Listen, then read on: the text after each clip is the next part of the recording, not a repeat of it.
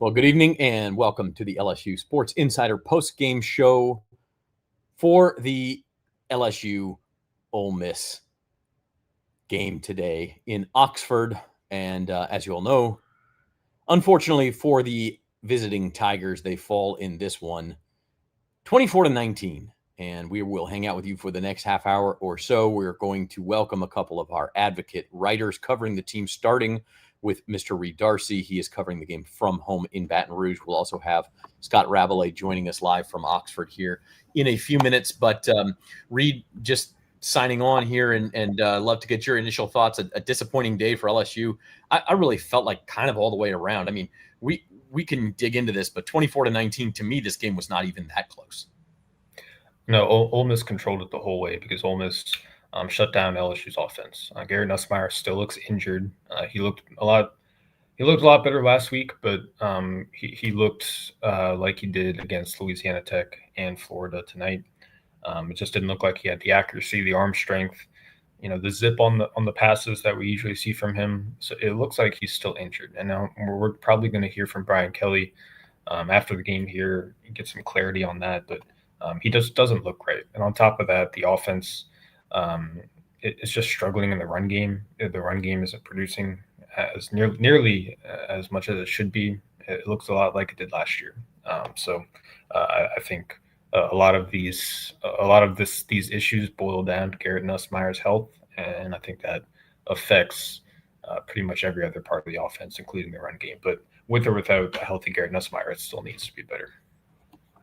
Yeah, I mean, if that is the main problem or the only problem, then that's actually good news for LSU because they do have a bye week. They don't play again for 2 weeks. You can let Nuss get healthy. I'm not sure that's it. I think there's O-line problems. We've talked about the running game for more than a year now and how LSU just can't seem to get it going. And then on the other side of the ball, like we talked about this LSU defense as being this all-world D. They were fine today. I mean, they certainly weren't the reason LSU lost the game, but Ole Miss kind of got what it wanted. I have this stat up here. I mean, it was 84 plays to 56. Ole Miss was amazing on third down. They were 8 of 16. They were 10 of 18 if you include 2 fourth downs. Like LSU's defense gave up almost 500 yards. They probably weren't quite as good as maybe we were giving them credit for either. At the same time, they weren't great, but I think they gave the offense chances. Think about the 2 turnovers. The first one with AJ Halsey in the first half when he punched the ball loose short of the goal line. LSU took that drive and they punted. And then later on, when PJ Woodland had the interception in the third quarter, LSU kicked a field goal off of that. So, like, if LSU had turned those opportunities into touchdowns, then I think the game would have looked a lot differently. So I think the defense, it wasn't perfect. It wasn't great, and it can't be against a Lane Kiffin offense that has this much talent and has a quarterback who's actually like really, really good, I suppose. Trinidad Chambliss looked awesome tonight. It can't be expected to hold, an offense like this down for very long, but it did give the LSU offense chances, and the offense just couldn't take advantage of them. Yeah. Scott Rabelais has joined us. He's live from Vaught Hemingway Stadium there in Oxford. Scott, your big picture takeaways of this 24-19 LSU loss? As Reed said, they had chances, especially they won the third quarter. They make touchdowns there, they get it. But Nussmeier didn't look right again. They couldn't block very well. They couldn't run the ball. And the receivers had trouble getting open for most of the game. And the defense had trouble getting off the field on third down. Aside from that, it wasn't that bad a day for LSU. I mean, it doesn't take a rocket scientist or an offensive genius like Lane Kiffin to figure out where LSU's deficiencies were in this game. And you knew that they had some issues. Caden Durham ruled out for the game. Aaron Anderson went out during the game. Right tackle wasn't able to start. Weston Davis. The defense was just out there a lot. I mean, they gave up almost 500 yards of offense, but it was just out there way too much. And LSU's got some real problems, and especially on the road. I still think they can hold serve at home, even against South Carolina and certainly Arkansas and Texas A&M. Even the Texas A&M is a very good team, but all these road games are losable for LSU. At Vanderbilt, at Alabama, at Oklahoma. And if they don't find some of the answers to some of their problems, there's no way of getting anywhere near the college football playoff. Yeah, that is true. And we're kind of at the first sort of crux of the season. I mean, the first bye week here, LSU falls to 4-1. They've got 7 games left, and 6 of them are conference games, so it's not going to be easy. Got some comments coming in. I showed those from Christian and Chicago Cheetah. Keep those rolling in. We'll show your comments, have these guys answer your questions as we go. Read the other issue today, I suppose, and we'll dig into the game a little bit more as we go, but some injuries. Weeks left the game late. We don't know his status yet. And then early in the game, of course, Aaron Anderson left injured as well. And then in pregame warmups, Weston Davis, the right tackle, he suffered some kind of injury. You don't exactly know what it is, but think about it. LSU was already down an offensive lineman with DJ Chester. He had to miss the first half because he was called for targeting last week against Southeastern. So quite a bit of injuries, especially on the offensive line. It hurts, especially when you got a true freshman making his first career start in a hostile road environment like this in Carius Kern. And that certainly didn't help things, because you had him there in the first half, and then you lose Paul Mabenga in the second half, and you have to put Cohen Eccles out there at guard. So you were really mixing things together right there in the second half in the offensive line. And that's at a point when LSU needed some continuity there. It needed to trust some guys to stick with a group and try to solve out those problems. It didn't need an extra problem like the offensive line. Injuries on the offensive line to give it some problems there. So it definitely affected things, but I think the most important injury, if we can call it that, is Garrett Nussmeier.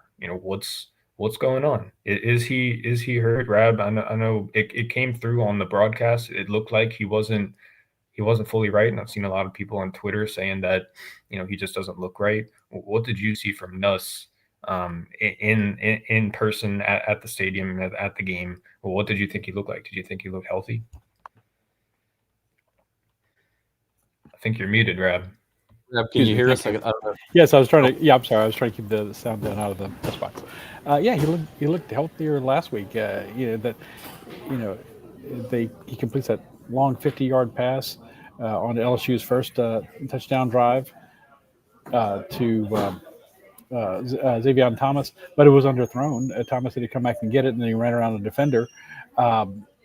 Was just off on some other ones, sailed some other ones, and then he also reverted into throwing the ball into coverage. Look, LSU's up 7-3. They're moving the ball at Ole Miss in the second quarter, and they just made a first down to the 38, and he throws that ball over the middle that gets picked. Just trying to force another pass in there. His decision making still is wanting. And look, not that this is the most important thing, but we can dismiss any talk of Garrett Nussmeier being a Heisman Trophy candidate, for the rest of the season. Okay, he's not.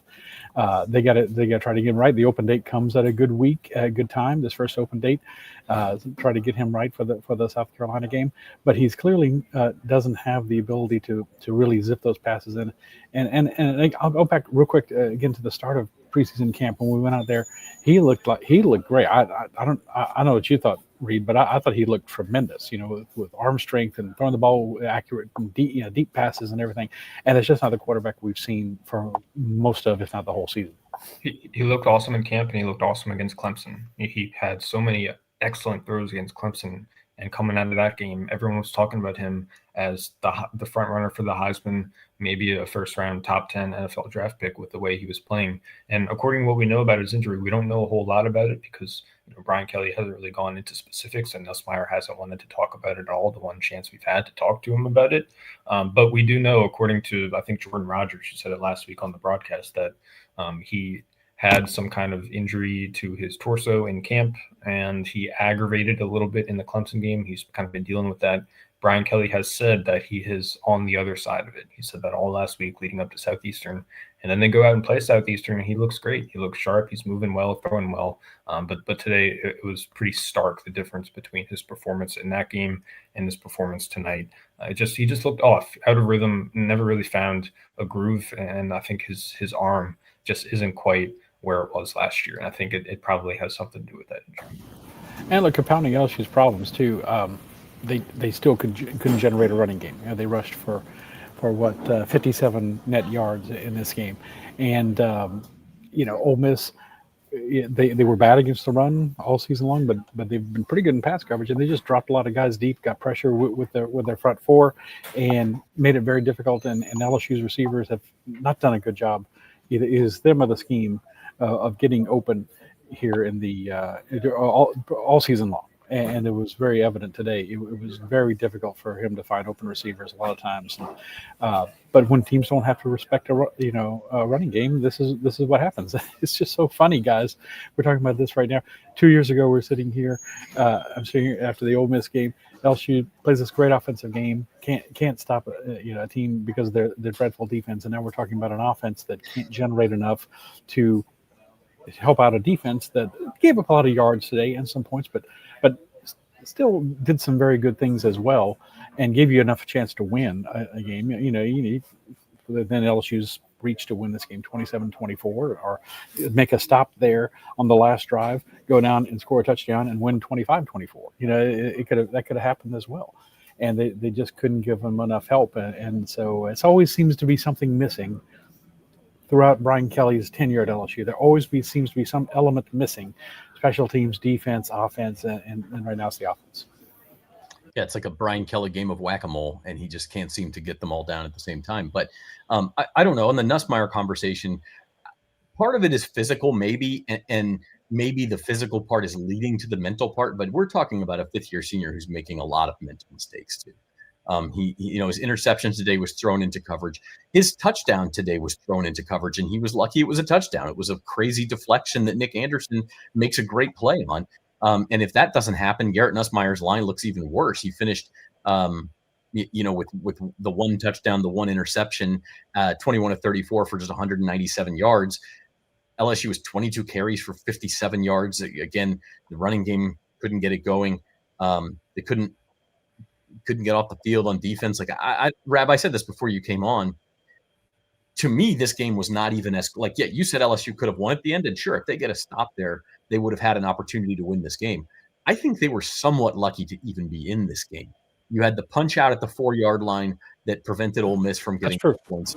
Yeah, you had the deflection in the end zone to get your first touchdown. There was a lot of things that went LSU's way. Ole Miss committed a ton of penalties. Like there was a lot of things that kept LSU in this game to even have a chance. Oh, that's very true as well. No, it could have been 24-7 at the halftime, very easily.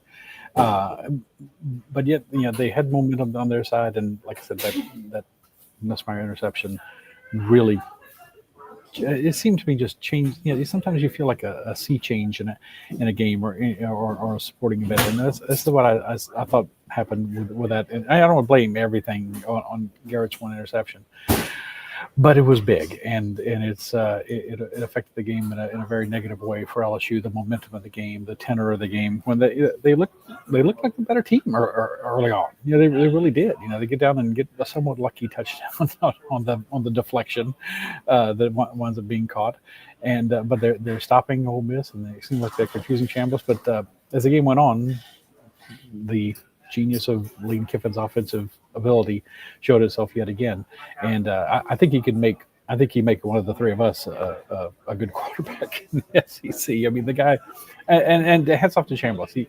He ran well. He made some very nice throws. Threw some 50-50 balls up there that they caught. Credit to the Ole Miss receivers, but he was excellent and certainly the better quarterback today, and a big reason that they won. Another big reason they won. Ole Miss was 8 of 17 on third down. 8 of 17. And then they converted that fourth down game. Yeah. And we should point out that the way Ole Miss defended LSU, they didn't blitz a whole lot. They made sure to drop 7-8 guys in coverage on quite a bit of their plays, and that made things tough for Nussmeier to burn defenses over the top, like he's shown to be so good at. Everything had to be in front. And I think that's exactly how a lot of defenses have been playing against LSU this season. They're saying like, hey, we're going to keep everything in front of us. We're going to make sure we don't get burned over the top with some of these deep threats that LSU has. And so you got to be able to run the ball to take advantage of that. You got to be able to complete passes over the middle of the field, time them right to take advantage of that. And LSU couldn't do it. I think the thing that crystallized this for me with Nuss's injury was The incomplete pass he threw to Chris Hilton on the go route, it looked like, in the end zone. Chris Hilton had a touchdown, and thus underthrew it. He was open by 7 yards. Yeah, it was a severe underthrow. That's not a Garrett Nussmeier play. He's been hitting those throws since he was a freshman, and now he's and he's struggling with it. So I think that play kind of crystallized it for me that he's just not himself. He's not the guy that we've been seeing the past couple of years. Yeah, certainly not. And I wonder, I mean, obviously there's a physical issue, but at some point that gets in your head. I mean, it's like a golfer having the yips. Like there's just something not there for him. And maybe this open date, as you guys have mentioned, gets him back on track. I think for LSU's sake, it better get them back on track. And then you guys have to go right. We've got about 5 minutes left. I know with you, Reed, Scott, I don't know how much time you have before you have to go right on deadline, but let's go big picture here. About 5. Okay, we'll go about 5 more minutes with you guys, and then I'll wrap it up. But let's go big picture here for a couple of minutes. Like LSU is 4-1. We talk all preseason, all summer. I think it's still true. 10-2 in the SEC is almost certainly going to get you in the playoff. The schedules are difficult. Everybody's going to lose some games. Like this does not end LSU's playoff chances. It doesn't even leave them with no margin for error. They could lose another game somewhere and still make it at 10-2. The problem is, I think, more about what it says about what we have here. And Reed, I'll let you go first. Like you look at the Clemson win, that doesn't look nearly as good. You look at the Florida win, that doesn't look as good as you would think preseason. Now you faced, your stiffest test, and yeah, gave Ole Miss a game on the road. Had this game been in Tiger Stadium, maybe LSU wins it. But I think there are some serious questions as we go forward as to LSU's ability to finish 6-1 here. Oh, 100%. You can't play like this on offense on the road against Oklahoma, for example, in the last week of the regular season. I don't think you can play this kind of offense in Tuscaloosa and expect to win that game, no matter what exactly Alabama looks like against Georgia tonight. I don't think you can necessarily play this well against South Carolina, even though South Carolina hasn't proven to be very good, but they've got a guy named Dylan Stewart, and he happens to line up opposite a lot of right tackles. LSU has some problems at right tackles, starting with Weston Davis, and now he's injured, and now you might have a true freshman out there, or at least a guy like DJ Chester playing out of position. So, yes, this is why it was so important for LSU to get that win against Clemson. And whether it looks good a month later or not, the LSU still has it, and that gives it so much more breathing room as part of this SEC slate. But I don't think that unless it improves its offense significantly, it's not going to just get through the rest of the schedule with only one loss. It's going to pick up a couple here, whether it's Alabama, Oklahoma, A&M. It's still a tough stretch. And so barring something, it just needs to turn things around. And if it doesn't, then they're going to be outside the playoff again. Yeah, there are, if LSU can improve offensively, find some balance, find some better blocking, get Garrett Nussmeier healthy, all these things are possible. But if not, this also is possible for LSU, or 2 or 3 or even 4 more losses on the schedule. Maybe, probably not 4. I still think like I said, I still think they're going to win all their home games. And I know Texas A&M is a big challenge. I still think they're going to win all their home games. But all these road games are against teams that are currently ranked in the AP poll, and it's the toughest road test LSU's had since 2006, when they had 4 top 10 teams to play on the road. They split with them. If they can do that, and hold serve at home, they can still make the playoff, as you said, Zach, but they're a long way from that right at the moment. Yeah, there's no doubt, and you kind of heard it here, like Scott Rabley saying this: if things don't get better, 7-5's on the table. Like, I mean, the teams that they play on this schedule are too good. There's no guaranteed wins. I mean, like, and that goes. I know LSU doesn't play Mississippi State. Tennessee and Mississippi State are going to overtime right now. Like, there are no gimmies in this conference at all. We know how good Vanderbilt has played on offense. Like, again, it's kind of like Ole Miss. That team's going to put up some points, which means your offense is going to have to answer with some points. And to this point, I haven't seen LSU do that. So any final thoughts, guys, before we let you go, right? No, I think that's about it. That covers it. I think we're still waiting to see what Brian Kelly has to say, but I'd be curious to see exactly what he has to say about Nussmeier and exactly how healthy he is.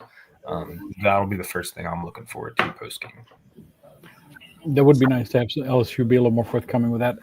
I do understand if you say a quarterback's got this exact thing wrong with him, teams are going to try to take him out with that thing. So I understand why they're being guarded a little bit. And this is LSU's whole season right now. That said, I thought it was at least a possibility they could have put Michael Van Buren in the game in the second half and let his running ability kind of loosen up things for the Ole Miss defense. But this it's a look. This is still everything's in front of LSU. Definitely all their preseason aspirations are still there. But as we said going into the season, you kind of felt like, okay, are they going to do it? Well, you felt that way about the Clemson game. Are they going to do it? Well, that looked like a really big win at the time, and now not so much, of course, as Reed said.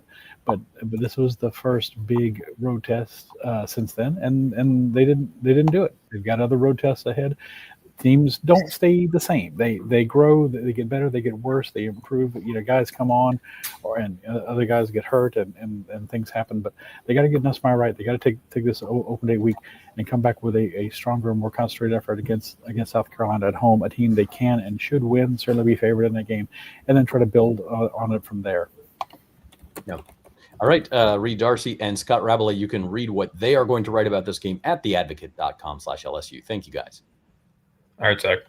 Thank you. All right, and I'm going to finish up here. We'll go another 10 or 15 minutes. If you have comments, if you have questions, leave them. I'll show them live on the screen. It's just me now, so we will we can have a conversation as far as that goes. And look, this is disappointing for LSU in a number of ways. Obviously, you never want to lose games, but I also don't know that going 12-0. I don't think 12-0 is realistic for any team in the country this year. Like you look at the top teams in the country. Well, LSU is number 4, right? And they're no longer undefeated. Ohio State number 1, but they've got a great defense and they just kind of sleepwalk on offense. Could they go down? Penn State's got a huge game against Oregon today. Georgia's number 5. They've got a huge game against Alabama going on right now. Like, going undefeated is a tall ask for any team. So it's not the loss necessarily, because this was a game, like, Ole Miss was favored for a reason. They're a very good team. You're on the road. It's a hostile environment. You've got a team that kind of wants revenge for a tough loss last year. And so that's fine. Okay. In fact, LSU in some ways competed better than I thought they should have based on the box score. Like, they gave up almost 500 yards. They were almost doubled in yardage. They were almost not quite doubled in terms of plays, but 84-56. Ole Miss had more plays. So in a lot of ways, the fact that LSU had a chance to win this game late, credit to them for that. Okay. It's not the loss that bothers me. What bothers me from an LSU perspective is that you've now got a sample size of 5 games. We've seen this team play 5 times. You can throw out Southeastern, obviously not competitive. I think, but even if you include Louisiana Tech, the other 4 games, I'm not sure this team has the dominant streak in them that you need to be national championship great. Okay. Like, I just don't know that I've seen it. The win at Clemson was great. I thought, hey, maybe this team is national championship great after the Clemson game. But what we've seen Clemson do, I know I was on Jim Derry's podcast, Datitude podcast, on Friday, and he said, well, maybe LSU just broke Clemson. Maybe they kind of sucked the will out of them in that opening game, and that's why Clemson's playing poorly. I mean, maybe that was the case, but I think now that we have a sample size of 5 games, I think we can say that's probably not the case. I think we can say Clemson's not a very good team, at least not right now. And because of that, LSU, nice road win to go into Clemson, not going to take that away from them. But I don't know that you look at it and say, boy, college football playoff caliber win. Same thing with Florida. You're at home. Florida's lost 2 other games already where they couldn't do anything on offense. DJ Lagway throws 5 interceptions, including a pick 6, and LSU only won the game by 10 points. Okay, again, I don't want Brian Kelly to get mad at me. Credit for the win. Your defense played amazing, and every win is important in the SEC. But if we're looking at this from the lens of, is this a college football playoff team? I don't know that win proves it. And then certainly going up to Ole Miss and losing a game that, as I've said, it's 24-19, could have probably been worse. I would listen to arguments that it could have been worse before I'd listen to arguments that say LSU should have won this game. Like, LSU, again, they had the opening touchdown was kind of a lucky bounce. They had the, great play by AJ Halsey, unbelievable play, all SEC type play to punch the ball out inside the 5-yard line. So that's not luck, but it's also just you get a huge play at exactly the right time, and Ole Miss was still able to kind of be taking knees at the end of the game, and Ole Miss could have scored more at the end if they had needed to. Didn't look like LSU's defense was going to stop them. So a couple of comments rolling in. Wayne says, after today's dismal offensive performance, actually looking forward to the Saints getting murdered by Buffalo tomorrow.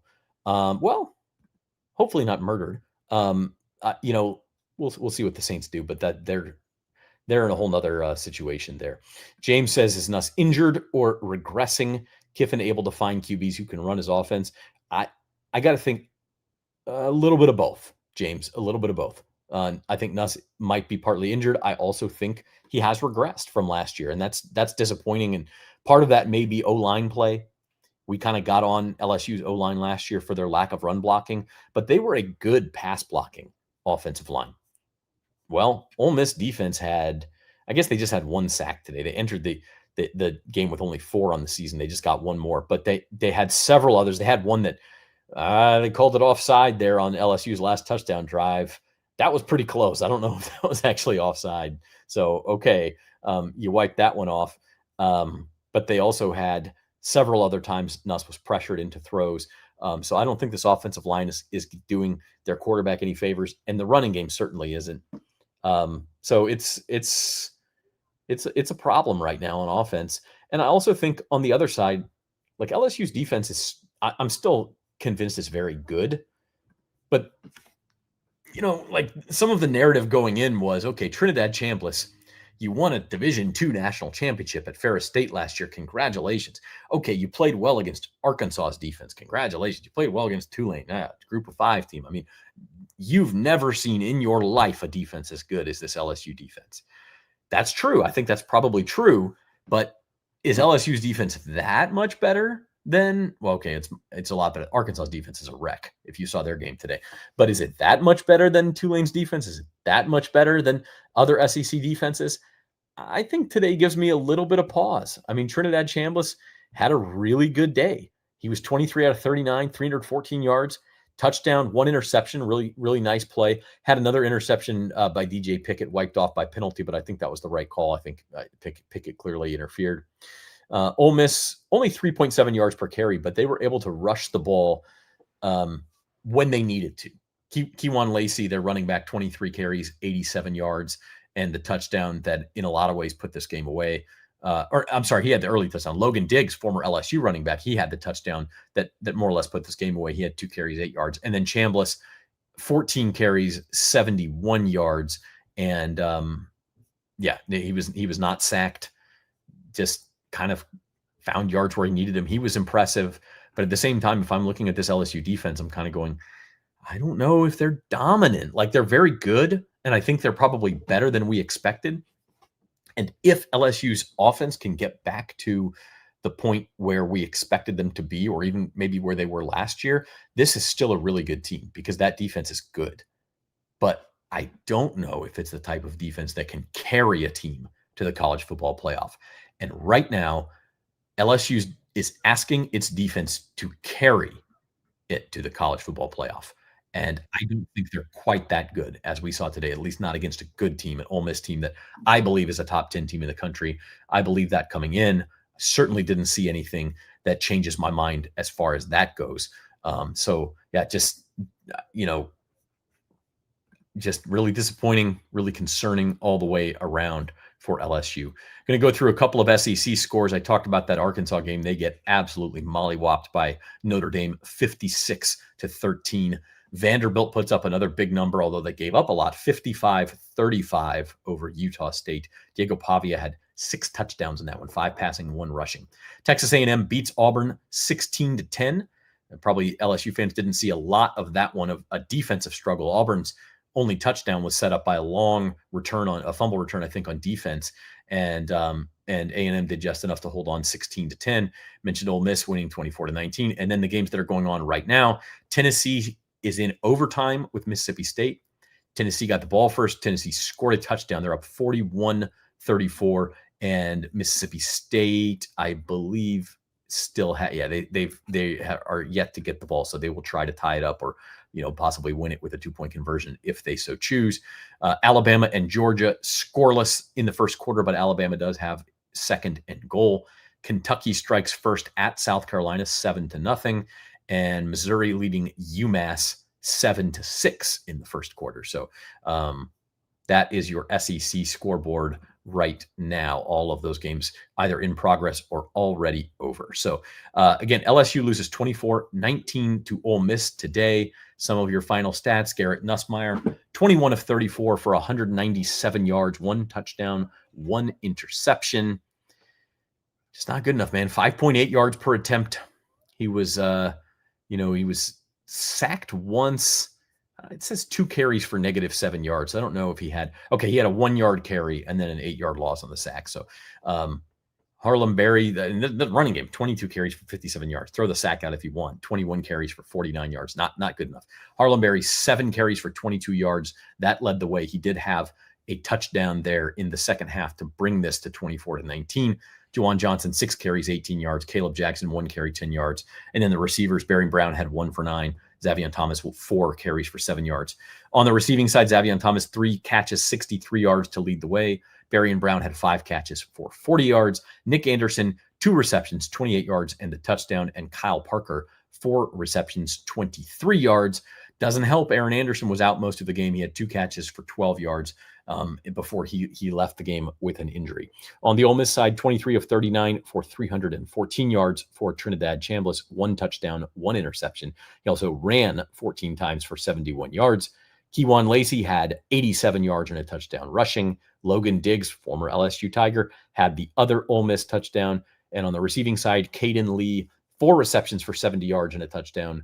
Daquan Wright, 4 receptions for 66. Deuce Alexander, 3 for 66. So again, LSU's defense was good enough to win this game. Like against a good offensive team, you look at what they did and say, okay, you hold Ole Miss. I know 480 yards isn't great, but they were good enough to win most nights. The offense was not there to support them. Again, 254 total yards, less than 5 yards per play, outgained by more than 200 yards by Ole Miss. So even though LSU wins the turnover battle 2-1, they have an interception and a fumble versus just an Ole Miss interception. Even though Ole Miss had more penalties, even though LSU, finished that last drive with a touchdown, they missed the 2-point conversion. I know we had a comment earlier about the 2-point conversion, what the play call was. I don't get that either.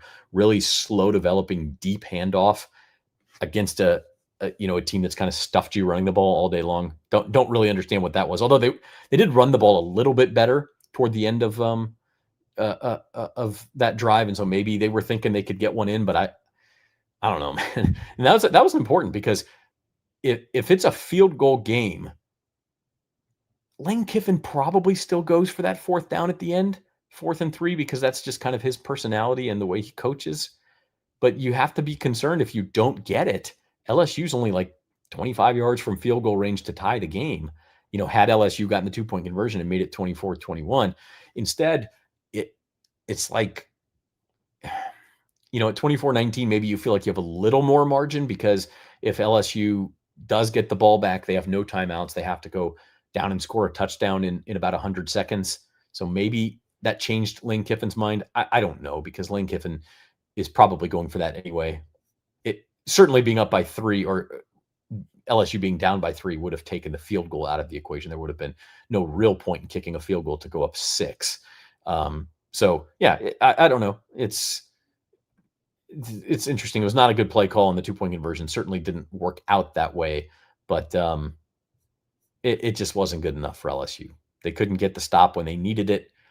I think one sequence that really encapsulates this game was on that LSU touchdown drive. It's 24-13.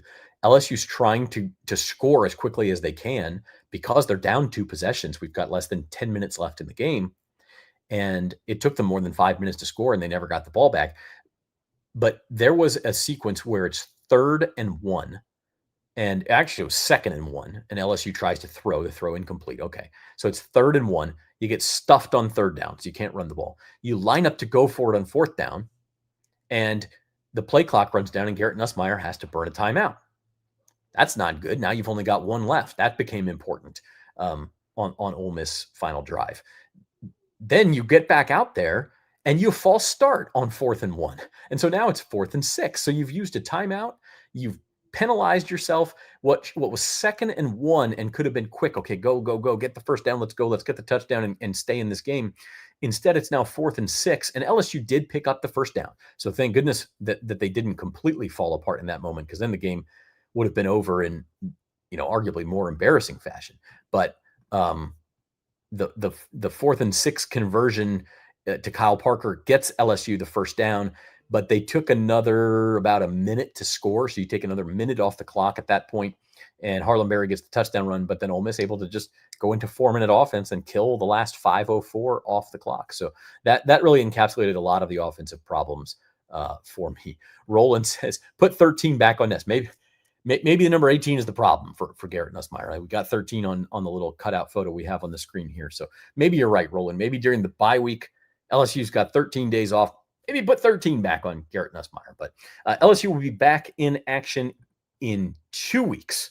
So they are off next week. They will be back in what will be week 7 of the college football season. They'll play South Carolina. We don't know the start time of that one yet. It's a flex. It's either going to be this afternoon slot, 2:30 or 3 p.m., or it'll be a night game, like a 6 or 6:30 p.m. game. Will not be an early game. So that's all we know.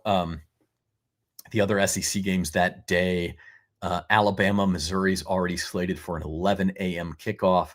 And then you've got Georgia, Auburn, Florida, Texas A&M, Arkansas, and Tennessee, and Oklahoma, Texas is already slated for 2:30. So one of those games will get the prime time. South Carolina, LSU, Georgia at Auburn, Florida at Texas A&M, or Arkansas and Tennessee.